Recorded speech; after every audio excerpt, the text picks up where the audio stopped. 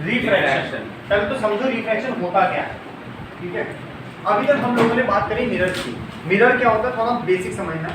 Mirror होती है जैसे लाइट मिरर के ऊपर जाती है वो बाउंस बैक करवा के बाहर फेंक देता है, जस्ट लाइक अ बॉल। ये हमारे पास मान ली लाइट की रे है, ये इसके ऊपर गई, बाउंस बैक होकर वापस आ गई। ये किसका नाम था? मिरर का। मिरर क्या करवाता है? रिफ्लेक्शन, मतलब बाउंसिंग बैक। अब बात आती है हमारे पास किसकी? रिफ्रैक्शन की। तो रिफ्रैक्शन क्या होता है हमारे पास? जब लाइट अंदर चली जाए, जैसे एग्जांपल के लिए ध्यान से सुनना, यहाँ से लाइट आ रही है और ये ऐसे करके जा रही है, ध्यान से देखो। पीछे का दिख रहा है? कैसे दिख रहा है? पीछे का, इसके पीछे से कैसे आपको दिख रहा है, आपको पता है? नहीं पता। मैं बताता। देख, मेरे फिंगर पे इस समय लाइट आई है, वो लाइट इसके थ्रू जा रही है आपकी आई थ्रू। जा रही है या नहीं जा रही? जा रही है। ये बाउंस बैक तो नहीं करवा रहा। इसी की जगह अगर मैं मिरर रख लेता तो आपको दिखती वो लाइट नहीं। तो जो एम्बीड इन, जो लाइट अंदर जाती है उसको हम लोग रिफ्लेक्शन का मतलब सिंपली क्या हुआ? जब लाइट एम्बीड इन होके आ जाए, ठीक है, मतलब कि बाउंस बैक होके ना आए। आई बात समझ? अच्छा, जैसे कि हम लोगों ने, मैंने वॉच पहनी हुई है, ठीक है, मैंने देखी, ये वॉच पहन रखी है। अच्छा, देखने में ऐसा लग रहा है इसके ऊपर कुछ नहीं है, ग्लास लगा हुआ है, लेंस नहीं है सर, इस पे लेंस लगा हुआ है। साइड में लेंस है, उसको मत देख अभी। ये ग्लास लगा हुआ है, प्लेन ग्लास है, प्लेन ग्लास है, और इसमें पता ही नहीं चल रहा अंदर है या नहीं है, कुछ है। एक्चुअली ये क्या कर रहा है? ये प्रोटेक्शन प्रोवाइड कर रहा है अंदर, ये प्रोटेक्शन प्रोवाइड करवा रहा है और कुछ भी नहीं कर रहा। मतलब इस चैप्टर से इसका बहुत ज्यादा लेना देना कोई नहीं है, इसमें लेंस लगा है। लेकिन इससे लेना देना क्या है कि हमें अंदर की चीज बाहर दिख रही है। अगर मैं यहीं पे मिरर लगा देता तो दिखता कुछ नहीं, फिर तो वॉच पहनने का मतलब ही नहीं था। इसमें लेंस लगा है। इसमें लेंस लगा हुआ है, ठीक है, स्फेरिकल लेंस कह सकते हैं, इसमें थोड़ा सा लगा हुआ है, लेकिन फिर भी वो परफेक्ट वर्क नहीं कर रहा। हाँ, स्फेरिकल लेंस इस डेट वाले के ऊपर लगा हुआ, अगर तुम्हें दिख पा रहा हो तो। हाँ, दिख रहा है, कर्व है थोड़ा सा, कर्व्ड है। और इससे क्या है, ये जो नीचे डेट है ना, उसको थोड़ा सा मैग्नीफाई करके दिखाता है, ठीक है। अगर साइड से देखेगा डेट बहुत छोटी है, देख साइड से, यहाँ देख डेट छोटी है, इसके अंदर से देख बड़ी आ रही है, बस बता दे। कैमरे में नहीं पता लगेगा इतना, ठीक है, बहुत बहुत माइनर सा फर्क है वो डेट का ना। बस मैग्नीफाइड लेंसेज का समझ आया। नॉर्मल लेंस की बात समझ, ये जो नॉर्मल लगा हुआ है, ऊपर लगा हुआ है, ये नॉर्मल लेंस है, तो अंदर की चीज बाहर दिखा पा रहा है, उसे क्या बोलते हैं? रिफ्रैक्शन। क्या बोलते हैं उसको? सिंपल है, चले। अच्छा, आज हम लोग, सबसे पहले हम लोगों ने रिफ्लेक्शन के अंदर प्लेन मिरर पढ़ा था। आज हम लोग यहाँ पे इसका प्लेन ग्लास पढ़ेंगे, जिसे हम लोग ग्लास प्लेन भी बोलते हैं, या ग्लास प्लेन या प्लेन ग्लास, जो भी तुम्हें, उसे हम ग्लास स्लैब भी बोलते हैं। एक टाइल जैसी दिखती है, बहुत मोटी सी एक टाइल जैसी दिखती है प्लेन ग्लास की, ठीक है, उसका भी अलग ही अपना चीज़ें हैं, वो कैसे कैसे चीज़ों को दिखाती है। वो प्लेन मिरर की तरह एकदम सीधी नहीं है, ठीक है, वो कुछ अलग सी चीज़ें दिखाती है। आओ समझते हैं वो क्या करती है, ठीक है। उससे पहले अगर आपसे एक छोटी सी बात पूछूँ, आप भागते हो, बीच में गए हो, पहले तो ये सोचो, इमेजिन योर सर्फिंग ऑन बीच, ठीक है, सर्फिंग, हाँ, तो आगे का सर्फिंग ही कर, आंखें बंद कर, तू है अकेला है, बीच खाली पड़ा, ठीक है, हाँ, बीच खाली पड़ा है, तू अकेला है, सुबह सुबह का समय है, तू बीच की तरफ भागता हुआ जा रहा है, पानी की तरफ, यस यस यस, सुसाइड नहीं करना यार, यस बढ़िया है, तब जाते ही जाऊँगा, नहीं बेटा सुन मेरी बात, सुसाइड नहीं करना। जैसे हम जाते जा रहे हैं, पानी आया, पानी आते तेरी स्पीड डबल हो जाएगी, कम हो गई। जो जो इमेजिन करते हुए जा रहे हैं उनकी स्पीड देखो कम हो गई है ना।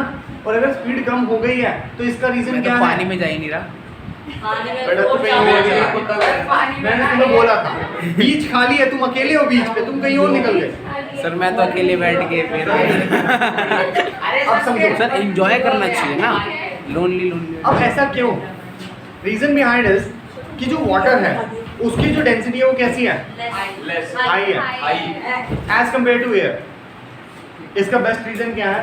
अगर हम लोग पानी में जाके हवा छोड़ते हैं तो एयर कहाँ आती है? ऊपर आती है, क्योंकि एयर की डेंसिटी वाटर से क्या है? अगर छोटे होते हुए 9th क्लास में डेंसिटी थोड़ी सी पढ़ाई करी थी आपने, तो आपने पता होगा आपको, ठीक है, ठीक है, थैंक यू। तो ध्यान से बात को समझना। मान ले ये एक ग्लास है, ठीक है, इसको हम लोग ग्लास स्लैब बोल सकते हैं, ठीक है, इसको क्या बोलते हैं? ग्लास।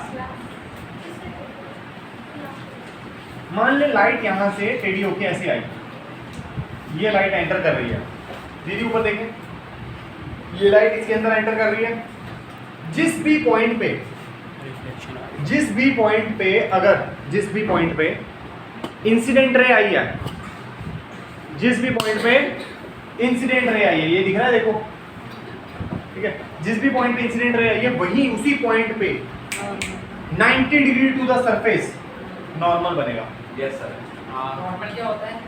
मतलब वैसे नॉर्मल एक इमेजिनरी लाइन है जहां पे इंसिडेंट रे आती है, ठीक है, सरफेस के ऊपर, उस सरफेस से 90 डिग्री नॉर्मल बनता है, इमेजिनरी लाइन है, ठीक है। इससे हम लोग इमेजिन करते हैं कि लाइट सीधी जा रही है, टेढ़ी जा रही है।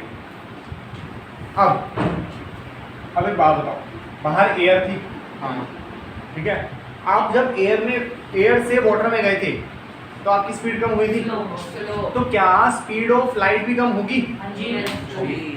तो उसका कोई इम्पैक्ट पड़ेगा? पड़ेगा। पड़ेगा। तो बात को ध्यान से समझना, क्या इम्पैक्ट पड़ेगा। लेट पहुंच लिखो, if a ray of light, नहीं अभी लिखोगे, साथ साथ लिखोगे आप, ये भी बनाना है। हाँ नोट्स पे लिख सकते हो, रजिस्टर पे लिख सकते हो, कहीं भी लिखो, लेकिन वो ऐसी जगह होनी चाहिए कि आप कभी खोलो तो आपको मिल जाए। अभी बनवाएंगे। If a ray of light coming from chapter number कौन सा है? rarer medium to denser medium,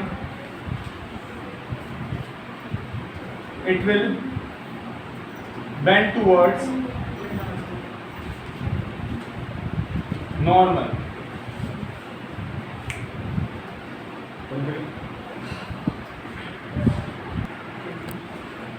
बात क्या है, कहता है अगर ray of light rare medium से आती है, रेयर मीडियम क्या होते हैं, जिसकी डेंसिटी कंपैरेटिवली दूसरे वाले से कम हो। अब हवा जो है उसके पार्टिकल बहुत दूर दूर है, तो उसके अंदर डेंसिटी क्या होगी, डेंसिटी क्या होता है, कितने ज़्यादा पार्टिकल कितने वॉल्यूम में है, जिसमें पार्टिकल ही कम है, ठीक है ना। तो इसकी मीडियम कैसा है, rear, as compare to glass. Glass क्या होता है, सॉलिड, सॉलिड में कैसे होता है, कॉम्पैक्ट पार्टिकल टाइटली पैक्ड होते हैं, डेंसिटी क्या होगी, ठीक है। तो अगर लाइट रेयर मीडियम, मतलब ऐसे मीडियम से जहाँ पे पार्टिकल दूर दूर है कंपैरेटिवली दूसरे मीडियम के, इसको बोलेंगे रेयर मीडियम, इसको बोलेंगे डेंसर मीडियम। अगर रेयर मीडियम से डेंसर मीडियम में आती है तो वो नॉर्मल की तरह बेंड हो जाती है। देखो ध्यान से, अगर ये ग्लास बीच में ना आता तो ये सीधी जाती, लेकिन ये ग्लास बीच में आया है, उसकी वजह से स्लाइड की स्पीड धीरे हुई है, उसकी वजह से ये नॉर्मल की तरफ बेंड हो गई। मैंने डाउट रीजन मिल गया। एक और समझ और अच्छे समझ आया। अगला कॉन्सेप्ट क्या कहता है, अगर लाइट डेंसर मीडियम से रेयर मीडियम में जाती है, अब ये डेंसर मीडियम में है लाइट ऑलरेडी, समझ डेंसर मीडियम में है, अब किस में जाएगी, रेयर मीडियम में जाएगी। तो क्या होना चाहिए, ये पहले बेंड हुई थी, अब क्या होगी, अवे जाएगी, तो ये वापस अवे हो जाएगी, ठीक है। क्यों, क्योंकि अब ये देख ले, तू जो बीच में तू घुसा था पानी में, ठीक है, अब तू वापस आ रहा है, तो स्पीड जैसे ही एयर में आएगा स्पीड क्या हो जाएगी, तेज। सिंपल है, सबको पता वाली बात है ना, थोड़ी वाली बात है। तेज होगी तो ये नॉर्मल से अभी हो जाएगी। बात समझ आई या नहीं, आगे तो फिर से समझा देते हैं। समझो, लाइट जो है यहाँ पे इंसिडेंट रे है, सब समझना, इंसिडेंट रे रेयर मीडियम में है, ठीक है। रेयर मीडियम कौन सा होता है, जिसमें पार्टिकल दूर दूर होते हैं या जिसकी डेंसिटी कम होती है, खत्म, ठीक है। अगर वो डेंसर मीडियम में आई तो उसकी स्पीड क्या हो जाएगी, कम हो जाएगी, उसकी वजह से ये किसकी तरफ खींची चली जाएगी, नॉर्मल की तरफ। आई बात समझ। और अगला, अगर ये डेंसर मीडियम में अब वापस रेयर में जाना चाहती है, ठीक है, तो डेंसर से रेयर में जाएगी तो वापस क्या होगी, अवे, क्योंकि स्पीड बढ़ जाएगी। अभी भी कोई बच्चा जिसको ना समझ आई तो पूछ सकता है। अब ध्यान से इसी डायग्राम को थोड़ा डिटेल करते हैं, ठीक है। एक एक चीज को बड़े प्यार से देखना।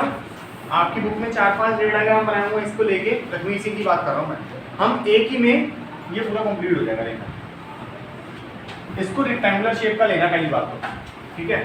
और ये एंगल बहुत ज़्यादा बड़ा नहीं लेना, जो इंसिडेंट लेना है, ये इंसिडेंट जो है इसको इस तरह एंगल पे रखना है अप्रोक्सीमेटली, ठीक है। बहुत ज़्यादा बड़ा या छोटा नहीं लेना। अब ध्यान से देखो, ये नॉर्मल है, इसका नाम इंसिडेंट रे। अब जिनको नहीं पता उनके लिए the angle between incident ray and the normal, ठीक है। Angle between incident ray and normal, that is angle of Incidence. अगला Angle between the angle between reflected ray, refracted रे refracted ray, and the normal, the angle R. उसे बोलेंगे angle are.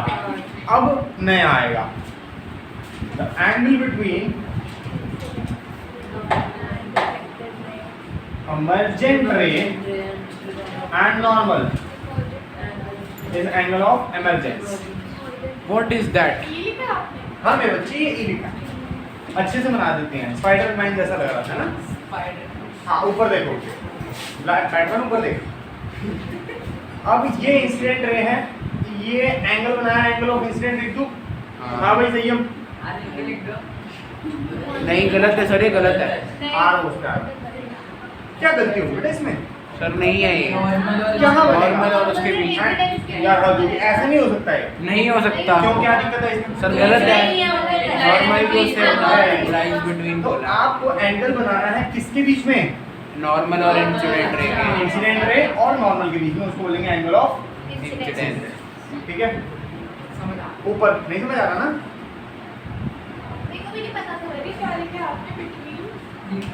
कौन है incident? Incident ray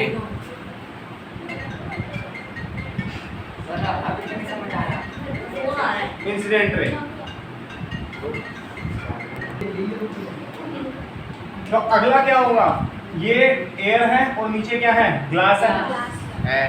तो ये bend towards normal. लेकिन अगर ये ग्लास ना होता तो लाइट कहीं जाती? सीधी सीधी। बस इतना नहीं। ठीक है। ऑब्वियसली अगर ये ना होता तो सीधी ही तो जाती। लाइट ट्रेवलिंग ना रेक्टिलिनियर मोशन, याद नहीं है? सीधी लाइट जाती है एकदम, लेजर लाइट मार के तो एकदम स्ट्रेट जाएगी। लेकिन बीच में उसके पानी की बोतल रख दे, पानी भर के इधर उधर हो जाएगी, ठीक है ना। मिल्क की बोतल रख दे उधर आके, उधर पहुंचेगी नहीं कभी जिंदगी। तो डिपेंडेंसी है। 9th क्लास में कुछ बताया था। इस रे का नाम है रिफ्रैक्टेड। इसका नाम है रिफ्रैक्टेड रे। अब ध्यान से देखो, ये रिफ्रैक्टेड रे है, ये नॉर्मल है, तो इसका नाम क्या हुआ? Angle of refraction. नॉर्मल यहाँ पे भी बनता है, तो यहाँ पे भी एंगल आर। तो ई का अब लाइट की रे रिफ्रैक्टेड रे बाहर आ रही है, ठीक है। तो कैसे आएगी? वो इसके पैरेलल आनी चाहिए।